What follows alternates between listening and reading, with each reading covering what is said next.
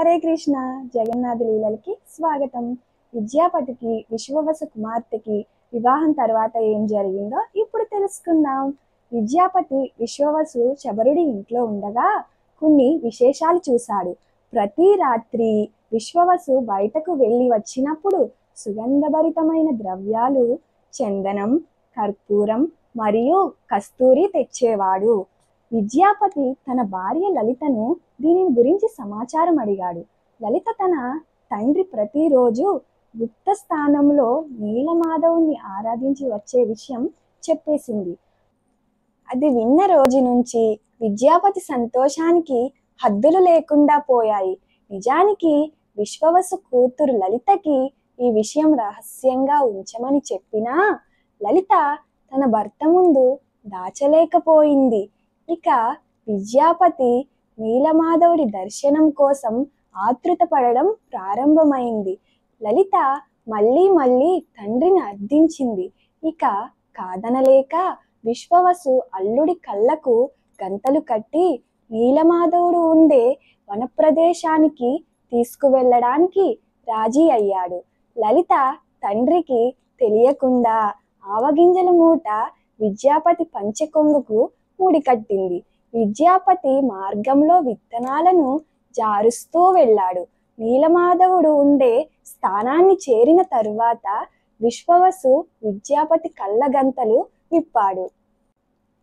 నీలమాధవుడి దివ్యమంగళ రూపం, అసాధారణ సౌందర్యం చూసి విద్యాపతి ఆనందంతో నృత్యం, ప్రార్థనలు చేశాడు. పారవస్యంతో విద్యాపతి దర్శించుకున్న నీలమాధవుణ్ణి భగవంతుడి అర్చా విగ్రహ అవతారం అంటారు. భక్తుల మీద అనుగ్రహం చూపడానికి, ముఖ్యంగా ఎదగని సాధారణ భక్తులకు దర్శించుకోవడానికి, సేవించడానికి భగవంతుడు అర్చా విగ్రహంగా అవతరిస్తాడు. శుద్ధ భక్తులు మాత్రం అరుదుగా దర్శించగలిగే దేవదేవుడు భక్తుల ఆరాధనలు స్వీకరించడానికి అర్చామూర్తిగా అవతరిస్తాడు.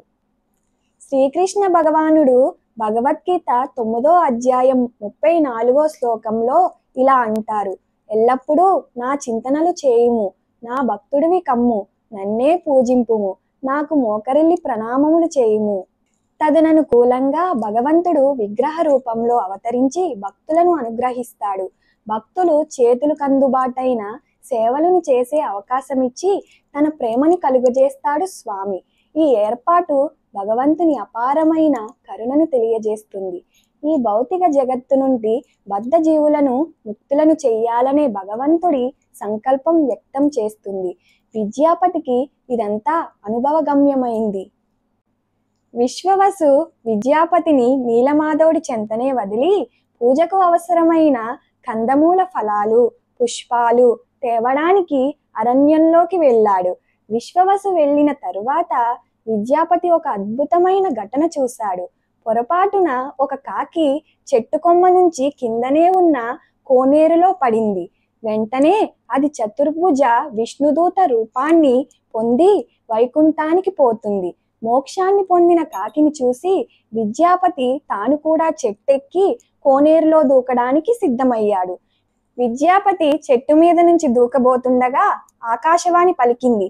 ఏమని పలికిందంటే, నువ్వు నీలమాధవుని దర్శనం చేసుకున్నావు కాబట్టి ఇంద్రజిమ్ని మహారాజుకి ఈ సమాచారాన్ని అందించాలి అని చెప్పింది.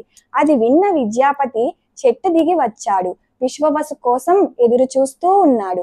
జై జగన్నాథ్. తదుపరి ఏం జరుగుతుందో తర్వాత వీడియోలో చూద్దాం. ఈ రోజు లీల విన్నారు కదా. కామెంట్ సెక్షన్లో 2 ప్రశ్నలు పిన్ చేయబడ్డాయి. సమాధానాలు తెలిసిన వాళ్ళు కామెంట్ సెక్షన్లో కామెంట్ చేయండి. హరే కృష్ణ.